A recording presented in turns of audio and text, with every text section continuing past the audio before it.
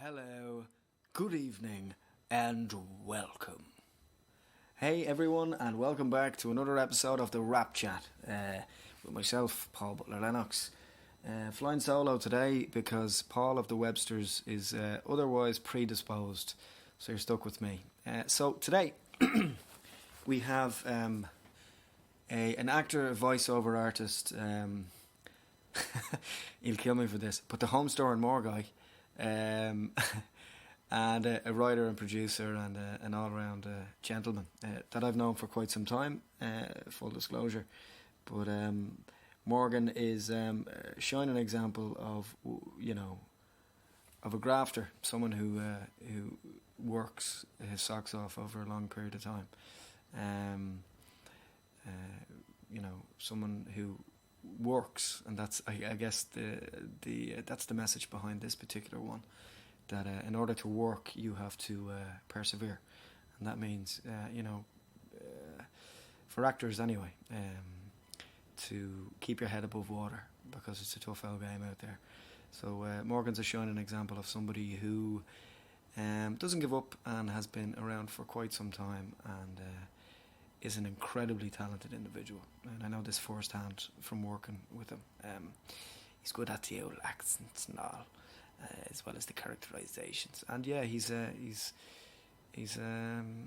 the middle of I suppose a renaissance. He's working a lot now, acting wise. So he's one to watch. He'd kill me for that. So yeah. Also, incidentally, over the weekend we had our screenwriting workshop with Ip Vinchin, Ippold Wyszynski from the Eastern Bloc, originally from Russia, but now is teaching and giving workshops in writing by algorithms for screen and television. I sat through the whole workshop over the weekend. It's fascinating. So I want to thank Ip for taking the time out to give the workshop, and it was so affordable for what it was, so I'm really, really delighted that people got something out of it. Great numbers as well. And also the screenwriting event that we had on the Friday evening. So I want to give a big shout out and a thanks to John Connors, Eve Collins and Tristan Henu, who gave their time out, and everyone else. The numbers were fantastic. It was well over 65, 70 people for the whole weekend, in and out. So thank you for taking a online community off into the real world. Our events are, for the last couple of years anyway, have been very well attended, so we're really delighted with the interest and the support that we get. And as we said in the past, we're a not-for-profit, so everything that we make just more or less covers costs and time, so thank you for that. So without any further ado, this is Morgan Jones.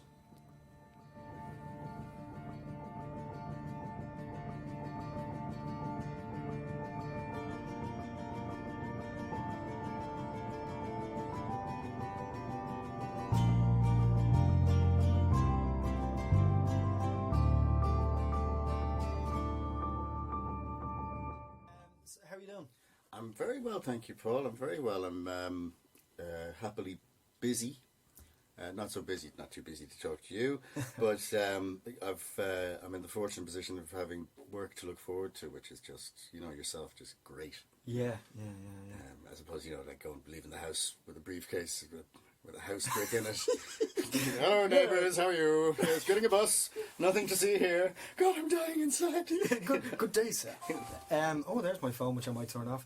That's really, it's really positive to be working. And you're working a lot lately.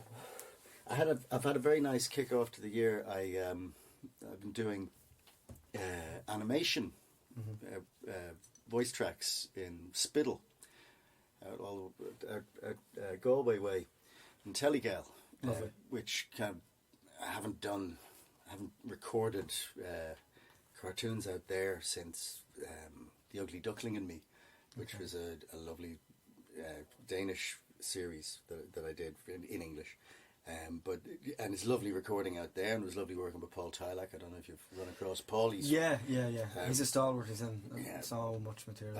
I've known that mad bugger 30 years and more, and it's just great. It's a really fun project to work on.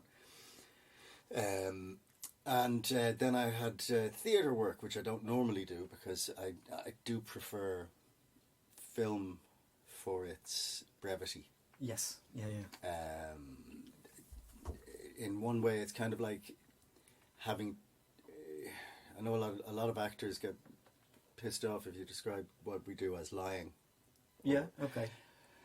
And I can see their point of view, kind of, but ultimately, you're presenting a confidence trick. It's a lie, and I can really, really enjoy pulling a con the first time. Yeah.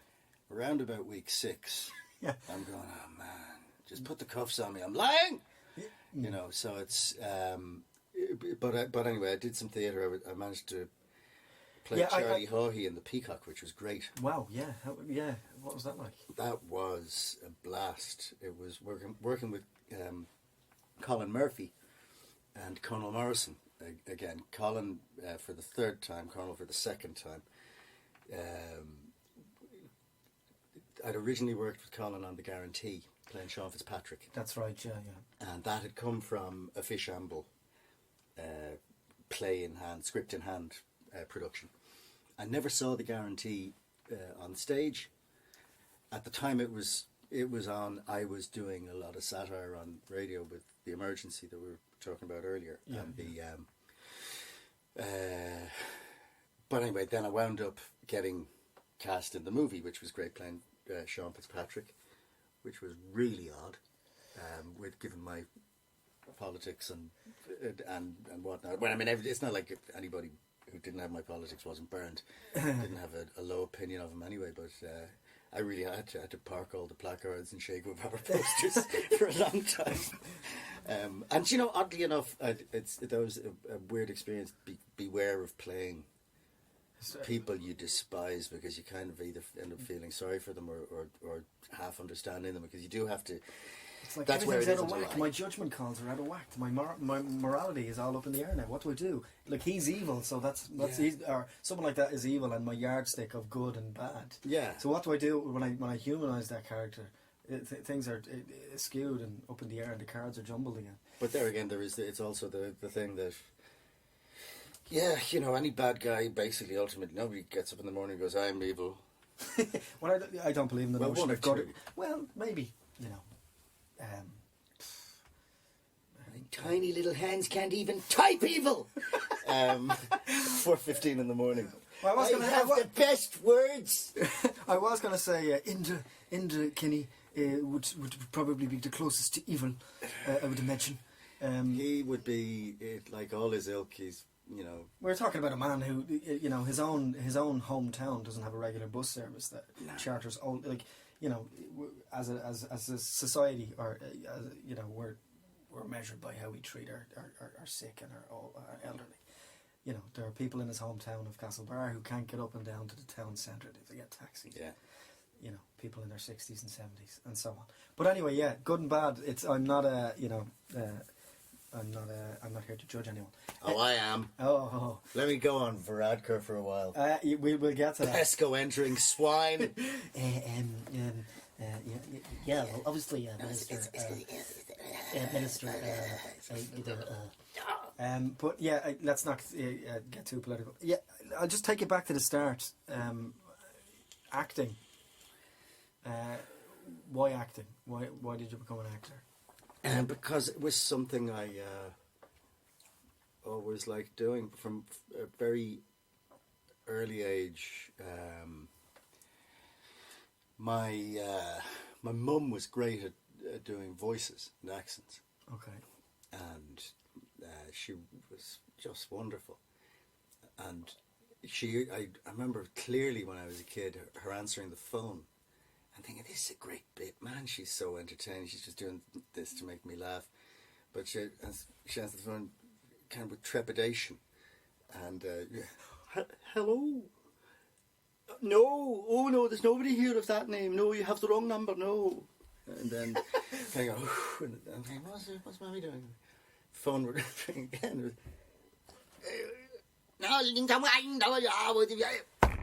And no, I'm truly sorry. No. This is wrong at the exchange. I'm breaking my whole laughing. Yeah. Years later, I discovered there was debt collectors ringing. Jesus. And it was just it was like, and then she'd leave the phone off, But she was great at voices. And somewhere along the line, I must have made the subliminal connection that, hang on, somehow you can use voices or ability to do them to affect money. The flow of money. It Yes. changes the direction of the money. Yeah. It's like the sound waves change the flow of where the cash flows. Open your wallet and repeat after me. Help yourself. And the so there was that aspect of it. I always loved doing impressions and doing voices from a very early age. Because don't forget, I am that old. I remember when colour television was first introduced to houses in the early 70s. I remember all kinds of stuff like my first job in television was Morgan. See what's on the other side, because as the youngest in the room, it was your job to get up, walk over. There was no remote control, so that was my first job in show business. Yeah, that was actually mine as well. Can you just stand up for a sec? Yeah. You're nearly there anyway. Just press the button there, will you? Yeah. And kids don't know, they're born with remote controls and anyway. But the so it was completely organic. There wasn't a conscious choice. It's just something that you did. What it was, there was no video tapes. Yeah. And if you saw something on television, you only saw it once. You might see it again next March. If it was out this March, they might repeat it next March. But there was none of this rolling thing. If you saw something, and really early on, I kind of got this. I was like the house parrot, the minor bird. So my brothers, if there was something I'd like, I'm going to miss the goodies. Tell me what's on, what, and I would do the goodies for them, or whatever, So there was a huge amount of that was an influence. And then I had a really like a lot of actors. You were a VCR essentially. I was a VCR, but I had the great benefit of having a really good English teacher in school who did really good drama, and Greg Collins. I would always put him down as my real start in thinking this is something I could do. Mm-hmm. He brought it to life. Yeah, and but that said, I also, when I made that connection, I also thought, bugger this theatre for a lark. I'd much prefer to do film acting. Okay. Now, from my limited research, on top of the fact of this wonderful reams of stories that you told me over the last few years, you worked very early on. You worked in theatre. You did initially theatre first. You did shows? No, first off, I couldn't get into. When I left school, I wanted to go to drama school. My first choice was drama school. Second choice was art school. Okay. Went to drama school. Like there was very few. There was Trinity kind of thing. And that was it. Like this is pre-Gady and all that sort of stuff. And there was the kind of workshop stuff and the focus, which I found terribly intimidating. Which I did a couple of times much later on, and I found it wasn't intimidating. It was lovely. But anyway, I couldn't get into drama, and I couldn't get into art because I lacked. I had aspirations, but I lacked a portfolio and any real ability. Phrase being, yes, it's a nice portfolio. Those case. sons of bitches. No, I remember one of them said it's a nice portfoldio case. It's nice. I like the case, and the finger painting is fantastic. Yeah. So then I wound up in film school. Okay. Learned how to make film, but everybody else wanted to be directors, cameramen, technicians. I was pretty much the only one who got in going, I want to be an actor. So it meant I was in everybody's stuff. So I had a really great 2 years. Yeah. I also had the benefit of a really good Stanislavski teacher called Jim Nee, who offered as a sideline. This isn't on the course, but if anybody's interested in Stanislavski method for film acting, I'm prepared to give a course. And he had he'd gone for 2 or 3 years to the Strasbourg Institute. Wow. Not to act, to improve his skills as a filmmaker in general. He was a director, filmmaker, cameraman. And he was also a brilliant method coach. Wow. And Is he still around? Or? To my shame, when I left college, my life took off and I lost contact with a huge amount of people. I'd love to think he was. I'd love to see him. He was just brilliant. And he, anyway, about 17 of us started. And by the end of it, it was just me. Literally doing all the roles on camera and off camera. No, but he was great one-to-one. He was brilliant.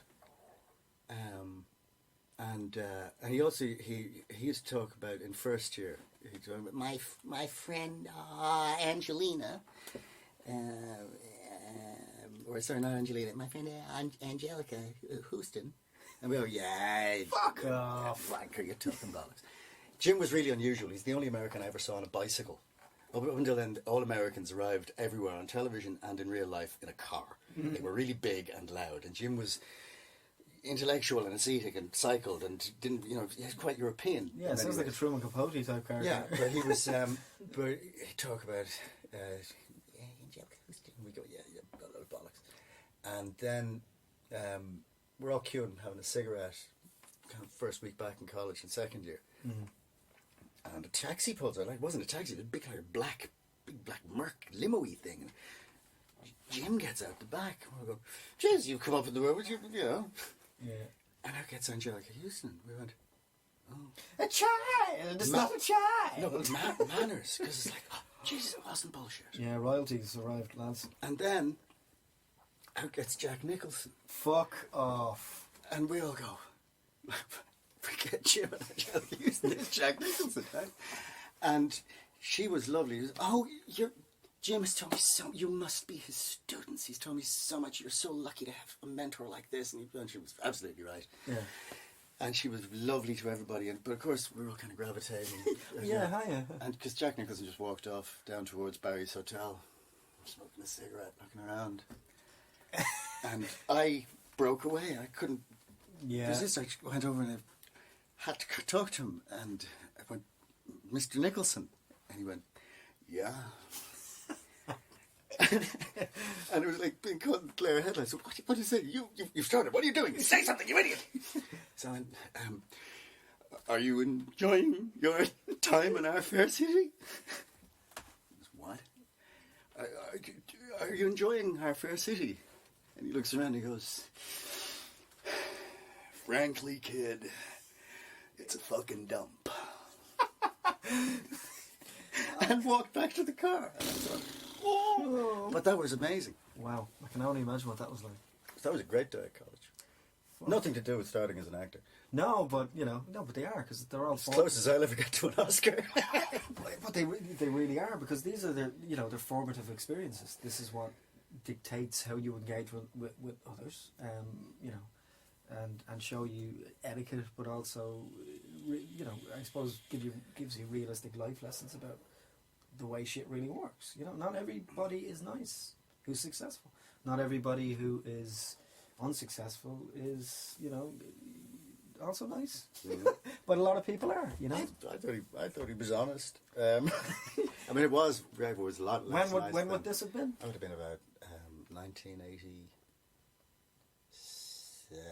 Not even 1986. So just before he and Angelica broke up, before Parizzi's Honour. 85, I think. Yeah. So around the time. I was about 19. Awesome. I want to touch on. But you said I started in theatre. No, but I went from college. Yeah. And wound up becoming a photographer, and then became a freelance journalist, and hated my life. Mm. Was doing freelance PR and had a few clients, and I was, hated my life, but I needed, I needed to make a living because I was very fortunately became a father very young, but that does puts a different steer on your life, and so I was being very took the most sensible option, and the whole time I really just wanted to act. And Mark Staunton, who made Separation Anxiety, first feature film I ever did. We were in college together and we became buddies, and we were hanging out after college, and he knew how much I hated my life and I knew how much he hated his life at the time. He wanted to make movies and he was working in Big Abracadabra, largely trying not to get beaten up at night. And they started a comedy store in the project, late night Friday, Saturday. And we went along every week for the first 2 weeks, and there was an open mic. And I was getting very close to working up, because I had done stand-up at the age of 16. I'd started. Oh yeah, Morgan's also stand-up as well, or has been in the past. Yeah. No, I'm a has-been now. Has-been stand-up. But I did stand-up when I was 16 up to about 19 in college. And I was also playing in a band at that time. It was like I was trying to find out what was I in any way good at? What could I make money out of in many ways? Feeding everything out. So anyway, long story short, Mark put me in. I never got the bottle, and the third week we went, Mark said, "Well, fuck you, I'm going to go up." And I went, "Okay." And she's a fair dues, I'll clap. And even if you're shit. pretty much, but there's that kind of camaraderie. Come on, buddy. Yeah. It's Vietnam, come on, may as well enjoy it. And after the interval, Mark was there going, getting himself all ready, and they called my name, and he went, "Gotcha." And I couldn't. Fuck. Baptism of fire. I couldn't. I'd lose such face. So I went up and I did 5 minutes, which I cannot remember still to this day. And I have been fortunate that I've pretty much been working in entertainment since that night.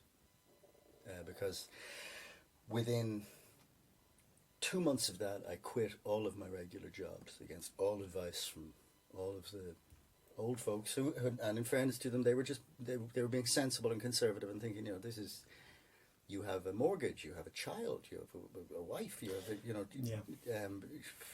This was before giant tax breaks for entertainment.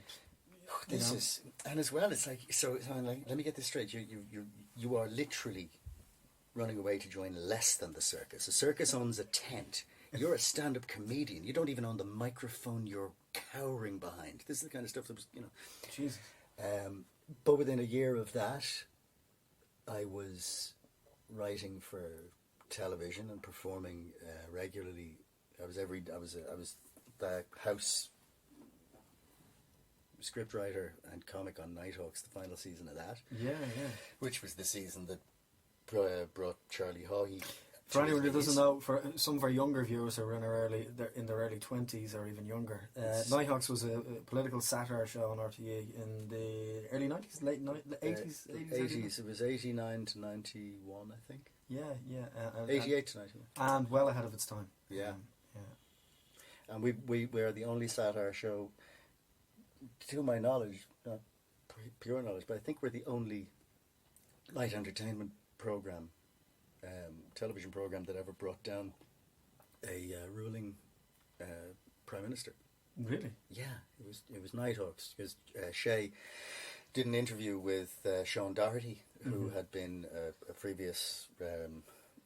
Would you not get the band back together and go after Leo? No. Look, I did that with Brian Cowan. Yeah. I like to think that we actually did. I mean, look, those idiots were so inept they could have drowned in a bowl of Cheerios. But the fact that we had a really good back channel into that, what was happening in the Dáil through various low-level civil servants that we knew how much we got under the skin of that administration. They're literally hanging around like bar counters and Donaghy and Nesbitt's or whatever, going, "What did he say? What did he say?" Oh, they hated us. Yeah, particularly Mary Coughlin. And it would have had much more power because it was the only show in town television at the time as well. Nighthawks. Yeah. No, but the Emergency was the one that they really hated when we did. Oh, sorry. Yeah, because that was like Mary Coughlin. Tell us a little bit about the Emergency. When we were doing the Emergency, Mary Coughlin hated the fact that we christened, because she was a very foul-mouthed lady. Yeah. And we christened her Sweary Mary. And there was a point in an actual Dáil debate where she was being shouted down by the opposition, and in the background you could hear somebody go, take it down, no swearing, Mary. And the look on television was, so we've infiltrated the system. Yeah. No, but Nighthawks was clearly ahead of its time in many ways. It was, and it was a great show to work on. And we got to do an awful lot of satire. It was my first time ever being sued by a member of the church. As a result of my work on Nighthawks, I was excommunicated by a bishop called Michael Cox. What a splendid name for a bishop.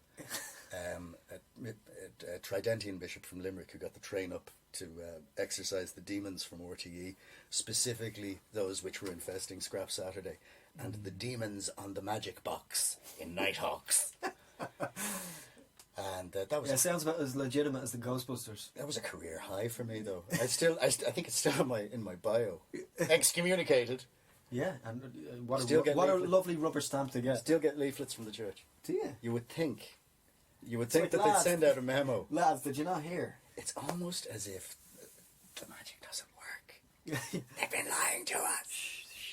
Don't open Pandora's box.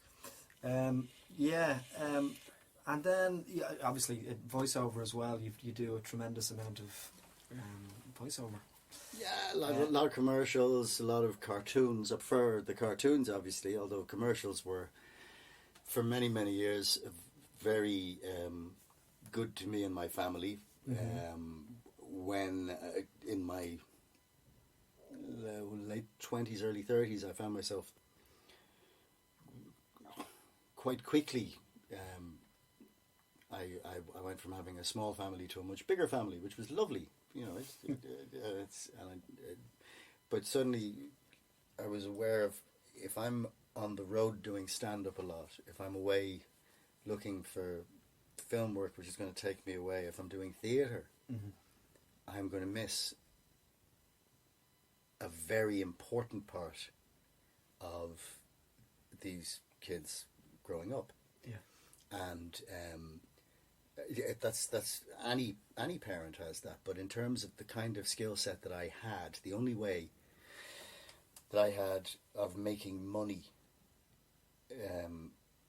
was to be either in a studio or out on the road a lot, and I just did the sums, and I quit everything except being in a studio for about 15 years. Wow.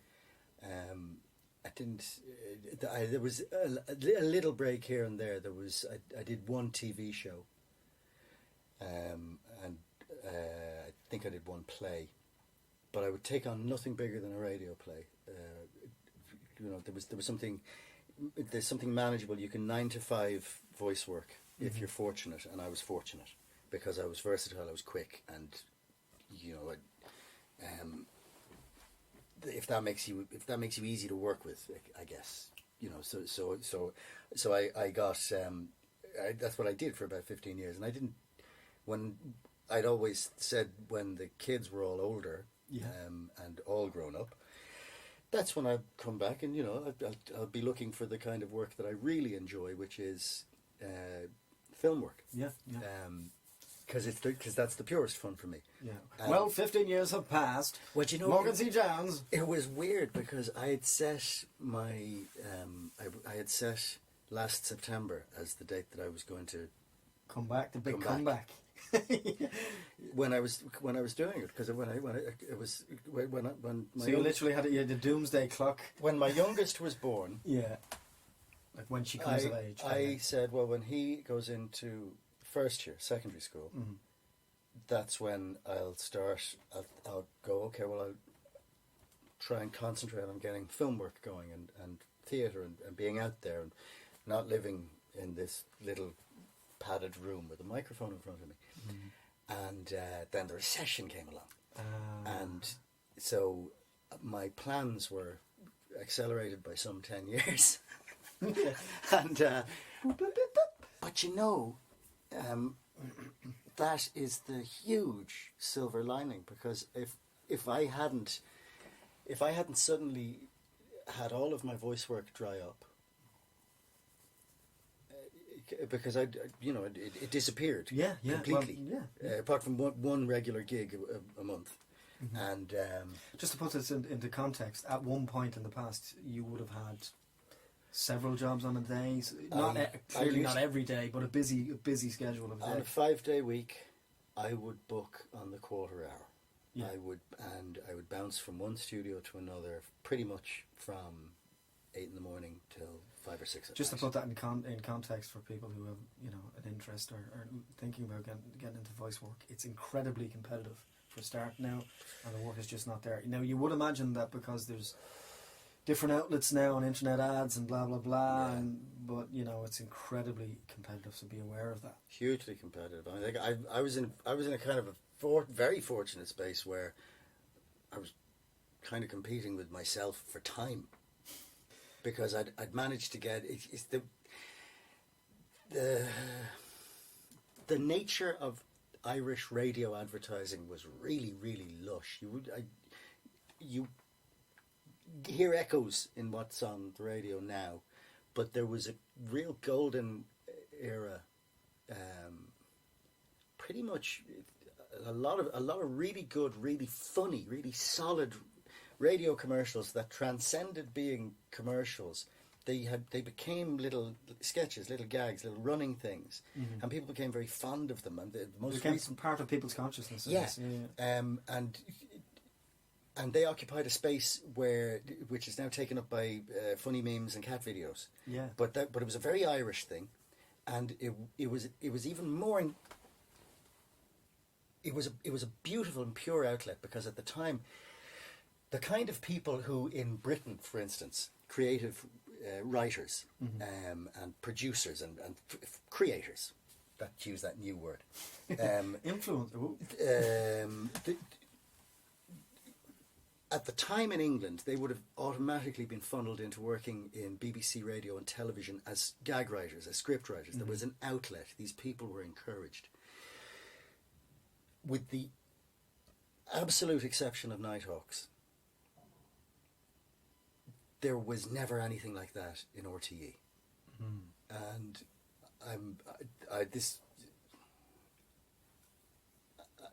I'm often accused of being, you're typical knock RTE, but national institutions are there to be criticised. That's why they exist.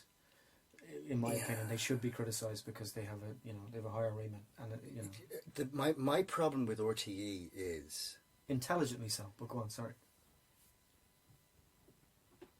RTE disappoints me because it can do so much better.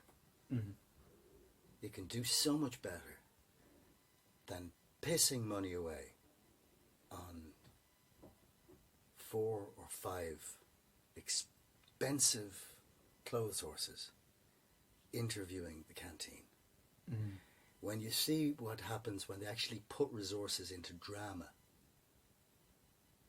and Fair City gets an awful unfair knock, like an awful lot of soaps. But when you that's actually a pretty good case in point. They're hiding behind the fact that they've got a good product there. It sells abroad now, and it's got a really good following. It does exactly what it's supposed to do, and great stuff. And I worked on it. I did a week on it. It was a very good experience. It's one of the best experiences I've ever actually had working in RTE. Well, it's school for a lot of people, It's a module in their journey. And it's a module in anybody's journey, because it is it's a hackneyed thing, but every day is a day at school, and but anyway, they hide behind that output. When I remember a time when RTE used to do 6 one-off hour-long TV plays a year. They would do like specials. There was a certain amount of. It was doing the kind of thing that the BBC was doing at the time. Not as well. Didn't have as much money. Didn't have as much facilities. But it was going in the right direction. They were experimenting, and and in the most subversive ways they could do, given the fact that society back then, Irish society, was so utterly, horribly hidebound by the church in particular. but they have over the years, even then, even when they were doing that, comedy was still massively subversive. Hall's Pick did it. There was kind of a little bit of getting earful of this, like that kind of stuff, which was written by advertising people. Mm-hmm. But there was not enough outlets for creative comedy writing. So, advertising, radio advertising, we had in Britain, the cream of radio script writers were doing Around the Horn the Goons, and our lot were doing radio commercials. Yeah. And it was like that for years. So I was really, really fortunate. That's why I say I was competing against myself for time, because a lot of these little ad things involved characters, mad characters, impressions, certain things that at the time only a few of us could do. Mm-hmm. Because they'd come to us to develop these characters. So Man of a Thousand Faces. Yeah, the Fool on the Hill, Man of a Thousand Voices, talking perfectly loud. Yeah, there's so much to get through, so I'm going to just skip ahead if you don't mind. I just want to talk about some of your other work. Then the comeback came around, and you jump back into it, and well, you've done kind of a lot of some of the bigger shows that have come in. You've been on. I've had a busy few, yeah. I just haven't looked over your IMDb before I came in. Penny Dreadful. You were on Thrones as well, I think. I did Game of Thrones. I'm an episode of that. I say an episode. I mean, blinking, you miss me. I mean, that's the thing. A huge amount of my work is, what was that? It was him. Which is, you're a working actor. You're a jobbing actor like the rest of, I'm a jobbing actor. If I'm ever talking to students, because sometimes I do a bit of teaching, and it's everybody, of course, everybody, not just when you're starting out, but everybody goes, yeah, well, in the Bible, of course, I'm going to play Jesus, at least, if not God. But if you're going to film that story, you need an awful lot of peasants and spear carriers and hagglers and camel traders and if you can be the most convincing, I always say, if you can be the most convincing Roman guy who comes up and says, "Centurion, the carriage is over here," if that's the part, if that's the day, that's the day. Yeah, and it takes a village to raise a child, and not everybody can be John Proctor, can they? Man, it's heavy. But and just to throw another couple of shows that you're in. I mean, you've been in a lot of kind of RTE staple kind of comedy dramas, dipping in and out over the years, and like Nowhere Fast and Trivia, and which are really good. Just to qualify what I was saying about RTE, these are great examples of independent sector. Give them a fucking chance. Yeah. Give them a chance. When you see, this is where I was going. They waste so much money on fucking chat shows. Yeah. And sadly, I didn't realise it. I always thought, man, RTE are just deliberately trying not to do drama. They just love chat shows. Yeah. I didn't realise they were the canary in the coal mine that every TV station is now. If you look at across ITV, BBC, it's just like fucking chat shows. People selling, I'm in this movie starting, I'm in a book. It's just, I'm sorry, it's the same old dance. There's no...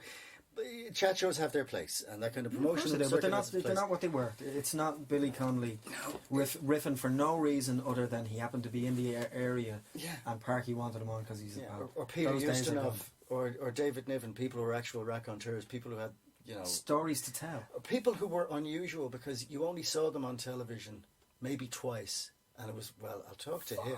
Yeah. I want to sit down and watch that because what's coming up is going to be of value. But if you saw them on television, it was a rerun of a really old movie they'd done. Yeah. Do you know? That's so there was a kind of a special thing. So I see RTE doing all of this, everything's going into chat show, and when you see what they can do with, if you diverted two of those talking head budgets into another Nowhere Fast, another Love Hate. Yeah. Boom, boom, boom, Yeah, but it is happening. I mean, there's new initiatives.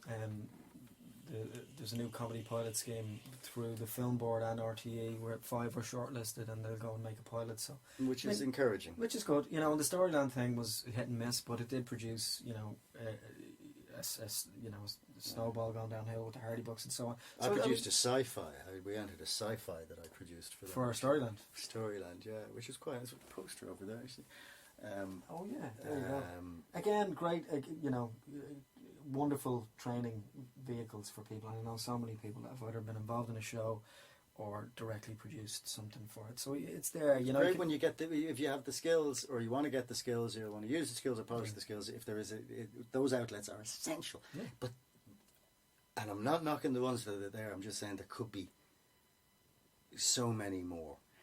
And I think in terms of the ones that are there, they have evolved to a stage where I remember when commissioning any part of the commissioning process, dealing with execs in there was just nightmarish, Kafkaesque, and you would and then you would try and get an acknowledgement, and they wouldn't even acknowledge that you had been there, and that all of that, thankfully, I think is gone. Yeah, unfortunately, I've heard stories of that. Not in the very recent past, but people I know have been. I'm trying not to be overly critical of RTE myself because I want to work, but but I know that there are people that hold positions in certain departments that have no experience in entertainment, for example, that are coming from a completely different background, whether it be from from an educational standpoint, but also from previous experience. Yeah. And that is not transparency, and it's not the right person getting the job.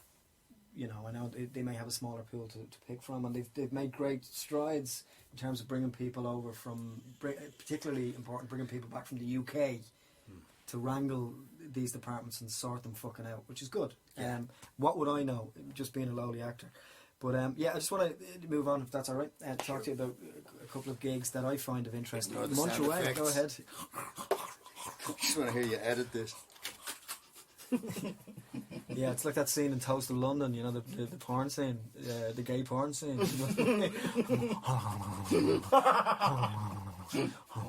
Fuck you, Clem Fandango. You did a really interesting piece of work. Was it Detainment? Yeah, which I find of great interest, because it's just it's basically it's based on the Jamie Bulger abduction and murder story from 1993, I think it was it 92, 93? Early 90s, yeah. Yeah. It was made by an Irish director. Yeah, Vincent Lamb, Right. who wrote and directed it,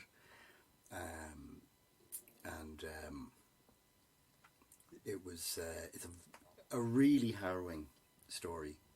If you don't know it, as a 2-year-old boy was abducted in a shopping centre. Out with his mum, she stuck her head in, picked something up in the butcher's or something, and he was just outside, and 2 little 10-year-old boys who were mitching led him away and basically tortured, abused and murdered him. And I in the film version of the story, or the film telling of the story, it's a short, it's not a feature by any means, it's about 40 minutes long, 50 minutes long. It's an unusual length in many ways, but I play one of the investigating detectives, Brian Fortune, another Game of Thrones alumni, but Brian does a much bigger. Yeah, he's a great actor. I've worked with. Yeah, lovely Brian. Yeah, I had a couple of scenes with him. But we were two of the detectives working with really brilliant young actor, Leon. Both of the boys, Leon and actually, I'm gonna have to take a look. Yeah, sorry. Robert Dwyer Joyce, I know, was the producer, one of the producers, but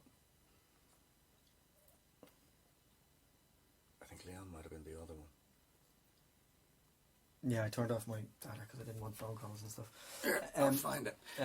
Because this kid deserves a name check if you're. Yeah, of course. How did it? Yeah, we'll get back to it and you can drop them down. How did it kind of come to you, or like? I got like anything. I got offered. I got asked for to come and audition. Right. Okay. For it. Now I had heard about it. I knew the film was coming because my agent had they represent their kids on their books, and a couple of the kids were up for the part of the boys, and the got it. Eli, Leon. Yeah, Eli and Leon. Yeah, that's it. Eli Solon. Yeah, no. Well, Brian Fortune and I were working with the kids were amazing,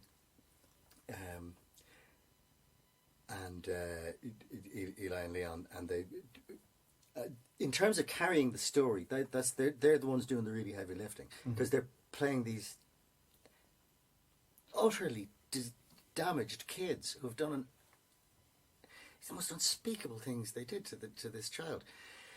And I had to do, I'm sure Brian did, and I know that the kids did, a lot of research. And as part of the research, because it's not just about being able to do a Scouse accent, before the audition, I was jet lagged. We'd just come back from holiday, and everybody in the house was asleep, and I couldn't sleep, and I knew I had the audition pretty much the following day. And I went down this rabbit hole of research, and I'd avoided the story when it happened because my eldest son was the same age as the little boy who was murdered at the time. And so I was aware of the top line of the story. I was not aware of any of the details for 22 years or whatever. And I spent, if you ever have jet lag, do not Google any kind of grim stuff like that. I didn't realise until that night that pretty much all of the audio of the actual interviews, the actual police interviews, is available as a source. So I listened to that because I knew who I was playing. I was playing one of those detectives.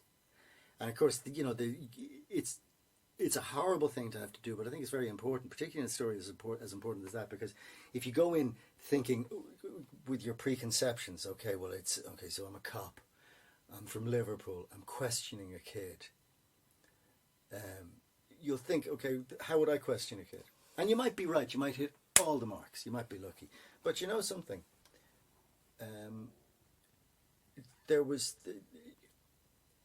Had I not started listening to those tapes, I wouldn't have found that the Detective Roberts, who I was playing, actually he was really smart at trying to interrogate a 10-year-old kid, because he was kind of almost taunting him, playing with him, not in a cruel way, but he knew he was trying to get in on the psychology of him in a way that I might have completely screwed that audition if I'd gone in thinking, well, it's a thing of authorities now. Robert, tell me where he is, Yeah. Whereas it was far more like, come on, Robert, you're going to tell me what he is, aren't you? Yeah. So and that gives you a much better idea into the hook into the character and how to knock through it. But it was horrible. The research. It was an incredible, intense shoot. The toughest thing you've had to do? It was hands down. I think probably tough. I was saying to you earlier, without sounding like a complete mercenary, most of the time when I put my own jacket on, and I'm sitting in the car, I've forgotten what I've done, because when the part comes to a close, particularly film, it's not like a theatre thing where you're going, well, I might be asked to do Othello again.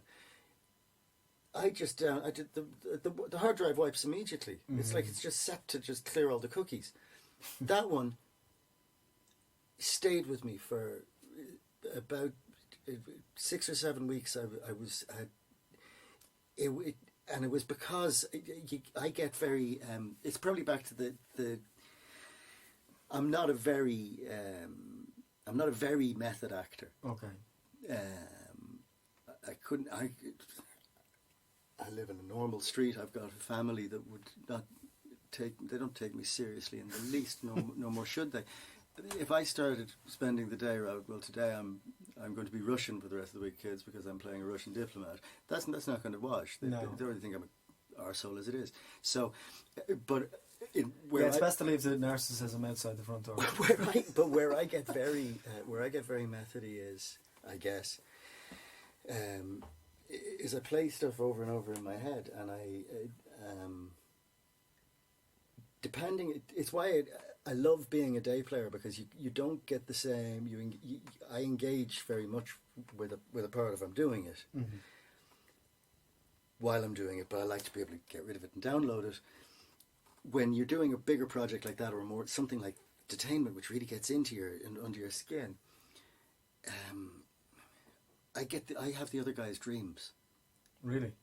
So it's almost like a transcendence or a transference of that energy. Because I'm thinking of it, I guess. And what was it like? What was it that stuck with you? Was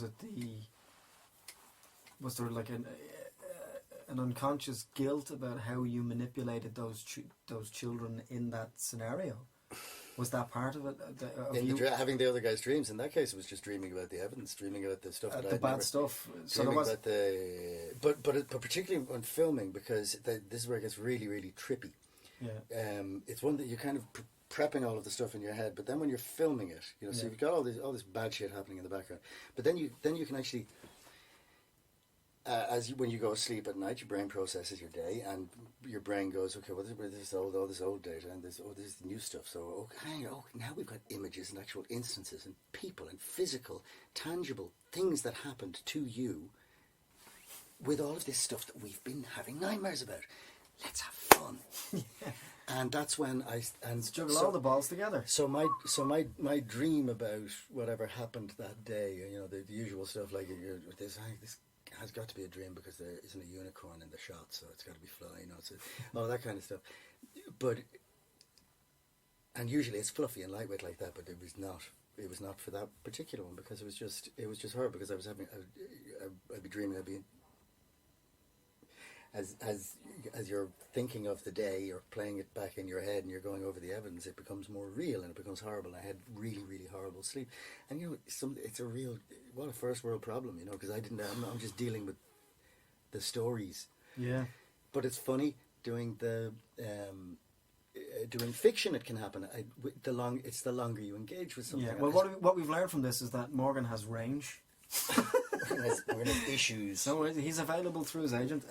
But when I did I did a picture last year in Holland called The Fox. Yeah, I was going to get to that next. Yeah, but for a month, it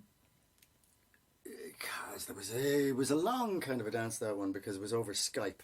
Yeah. I got to know Klaus van Eikeren. I always say he was my first internet date, because we could develop a great friendship and relationship over. Did he send you tulips? No. No tulips. I'm afraid not. Occasionally he sends me photographs of photographs of this has happened in my locality. He doesn't talk like that. Here, come here. What's wrong with you? But we got to know each other in the way that you normally would, getting to know somebody before a project over a couple of pints or a cup of coffee. We got to know each other over Skype. Yeah. Not unusual to 20-somethings now. Well, I've been mad for me. Yeah.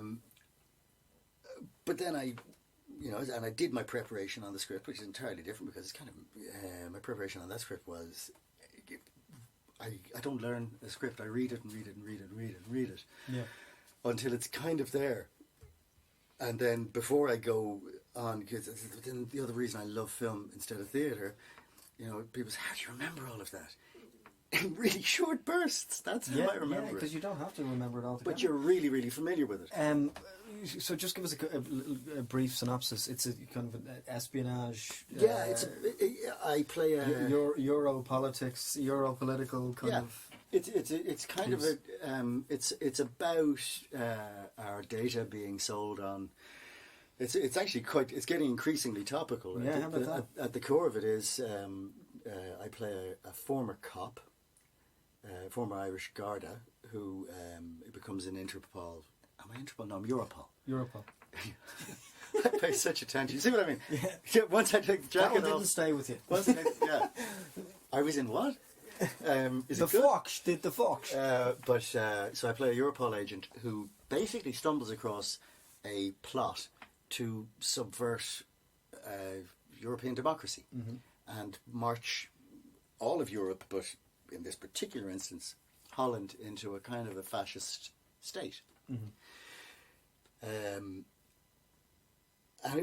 I think it's a little bit. It always feels to me a little bit like 3 Days of the Condor. It's kind of one guy, one man against the system. You know, I mean, you've seen it. There's danger at every turn. There's a lot of kind of walking with a hunched up collar and looking furtively and don't like to look at them, and look checking the rearview mirror when you're driving.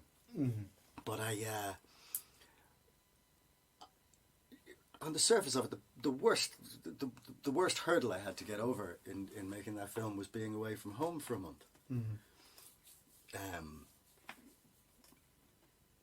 And it was really mad living, because I'm very fortunate to be surrounded by a great many Joneses and whatnot, and this place is like Houston Station at the best of times, and to be suddenly put up in an apartment at the top of a quiet house in a fairly quiet provincial city, beautiful city, but what was the name of that? Den Bosch. Den Bosch. It's spelled Den Bosch, but they don't say Bosch, they say Boss, just to piss off people, unlike every other word in Dutch. Peppermint. Heineken. Printer. But Den Bosch. But it was really weird, effectively living alone and quietly for, first time. I can't remember it being that quiet. Like I'm a student again. Only I have to learn lines and drink whiskey at night time. Yeah, and I've got a really bad hip, and I've got to do yoga every morning, or my back seizes, and it's. But after 4 or 5 days of filming, because I suddenly had, okay, now we've got a physical thing to my brain going, oh, let's have fun. I had the other guy's dreams, and so when we on the first day or second day when I shot there's a scene where a hostage thing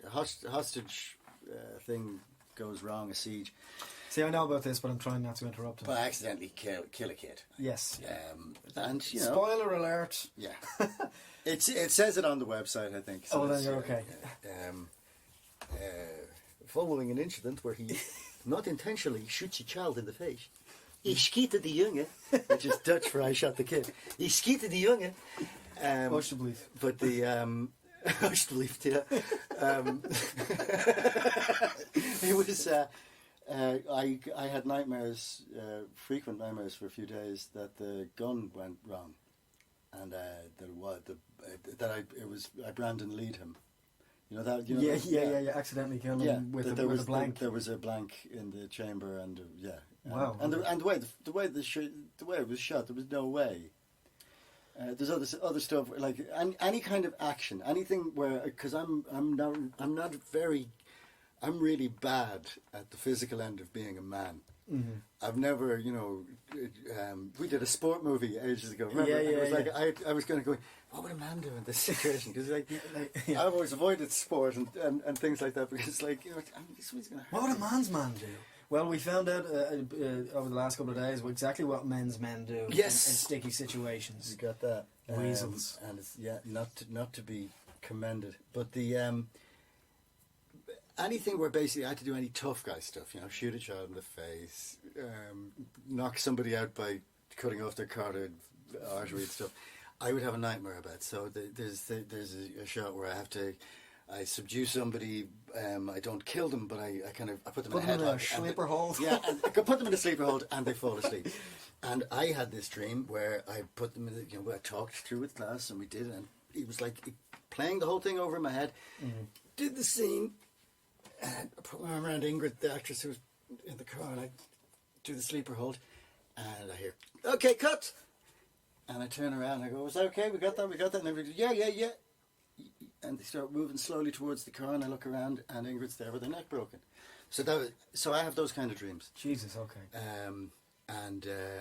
But by week 3, because basically it was just me and Simon. Just everybody walking around with broken necks. Middle of the week filming. If I'd had an odd day, I'd go, right, I'm not going to sleep until I finish this bottle of wine. So, I had one Wednesday basically where I thought, no, screw it, I can't do this, I've got to have a few drinks. And then I realised, this is no fun, I'm in an empty flat arguing with the guy I'm playing. Yeah. Yeah, and you know, looking out the window, wishing people up to your apartment or company is no good in terms of work, getting some work done. But good experience overall. Oh, that was a great experience. Yeah. They were a wonderful, wonderful crew. Yeah, really, I really have great to story. say, really, really composed, focused, because I've seen it. Composed and focused performance. You know, working in a genre which you don't really see that often anymore. That kind of 70s Ipcris file kind of Really unusual, I have to say. piece of work. And you are a piece of work as well. Do you know what is the most unusual thing about it, Paul? Is Well, I have not seen it plausible yeah. that a 50-year-old balding man would be given an action part since the 70s. Yeah. When basically everybody, it was before hair weaves and Botox and plastic surgery, and everybody was just a bit wrecked, you know. So you have people like Richard Burton turning up going, Yes, damn it, I was handsome about 15 years ago. Yes, I'm an action hero. Just don't shoot me from the back.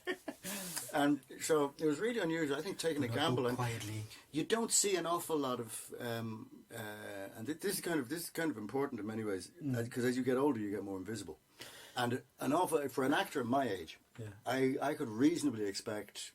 I've got maybe 4 or 5 years of avuncular uncle, angry priest, a few cops, but it's all kind You ever of. play any cops?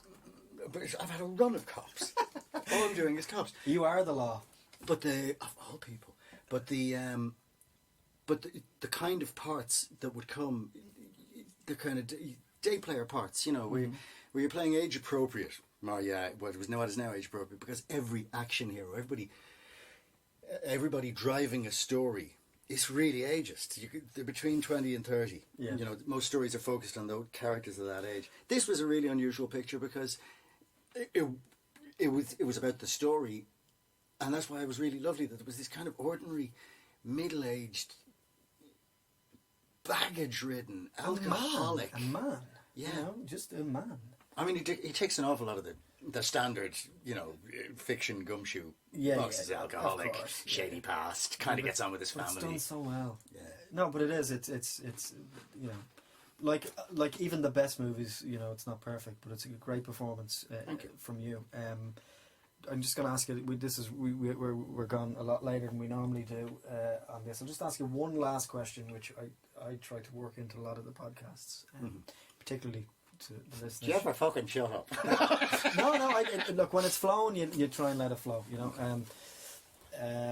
Yeah. If you know, have you any advice to, particularly, I suppose, actors, you know, about how to deal, how to have a career, how to deal with rejection, bounce back ability. Or I guess just to surmise, like, what would you say to yourself starting out now? If you could grab 2 minutes with yourself, or exactly 45 seconds with yourself, what would you say to yourself? Don't be afraid to do it.